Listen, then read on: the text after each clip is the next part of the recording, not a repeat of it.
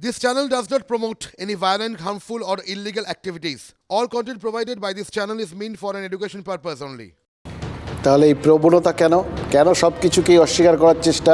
শুধু দিনহাটা নয়, দক্ষিণ 24 পরগনার গোসাবার আমতলিতেও কিন্তু সেম ঘটনা। আমাদের সামনে অসংখ্য অভিযোগ এসছে। আমাদের রিপোর্টারকে আমতলির মানুষ বলেছেন সেখানেও নাকি বাঘের ভয়ে দিনের বেলাতেই সন্ধে নামে। সন্দেশখালিতে যেরকম শেখ শাহজাহান, শিবু হাজরা বা উত্তম সর্দারের ভাবমূর্তি, আমতলিতে নাকি সেরকম রঞ্জন মণ্ডলের দাপট। অভিযোগ স্থানীয় পঞ্চায়েতের উপপ্রধান রঞ্জন, তিনি নাকি সুন্দরবনের ওই বদ্বীপ এলাকায় গা জোয়ারি চালাচ্ছেন। অভিযোগ করেছেন মানুষজন। সত্যি মিথ্যে এগেইন প্রমাণ সাপেক্ষ। বসত বাড়ি, সরকারি খাস জমির থেকে শুরু করে মাছের ভেরি কিংবা জলাশয় সব তিনি দখল করে নিচ্ছেন বলে অভিযোগ করেছেন তারা। আর সেই সমস্ত দখল করা জমিতে বা জলাশয় বুঝিয়ে নাকি দোকান বাজার তৈরি হচ্ছে। এতে তো ওই এলাকার বাস্তুতন্ত্রটাই নষ্ট হয়ে যাবে, ইকোসিস্টেমটাই নষ্ট হয়ে যাবে, তাই না?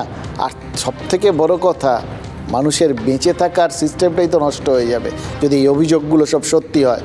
এই সমস্ত দোকান, এই সমস্ত বাজার, এগুলো নাকি মোটা টাকার বিনিময়ে হাত বদল হচ্ছে। কোনো রকম কাগজপত্র ছাড়াই নাকি আমতলিতে এইভাবেই রাজত্ব চলছে রঞ্জনবাবু।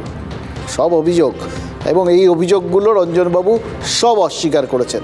মানে সন্দেশখালি হোক বা দিনহাটা বা গোসাবার, আমতলি, অভিযোগ অস্বীকারটা একদম ফিক্সড আর কি, সেটা চলছে। দেখুন, তিনি তো করতেই পারেন, তা এগেইন এই তার বিরুদ্ধে যে অভিযোগগুলো, এগুলো যতক্ষণ না প্রমাণ হবে ততক্ষণ তিনি অভিযোগ করতেই পারেন।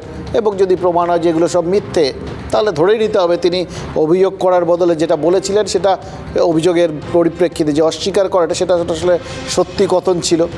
কিন্তু ওই যে বললাম, অস্বীকার করলে সবসময় কি সব কিছু ধামাচাপা পড়ে যায়? তার বোধহয় যায় না, জানেন তো।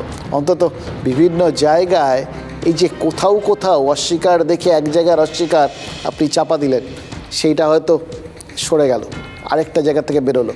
ওই বিভিন্ন উদগীরণের, লাভা উদগীরণের যে বিভিন্ন আগ্নেয়গিরির মুখ তৈরি হয়ে যায় না, সেরকম তৈরি হতে থাকে বিভিন্ন জায়গায়, আস্তে আস্তে ফেটে ফেটে বেরোতে থাকে। চেপে রেখেছেন তো এক জায়গায় চাপলেন, আরেক জায়গায় ফেটে গেল, সে জায়গায় চাপলেন, আরেক জায়গায় ফেটে গেল। এটাই হয় কিন্তু। ওই জন্যই এই দিনহাটা, সন্দেশখালি, আমতলি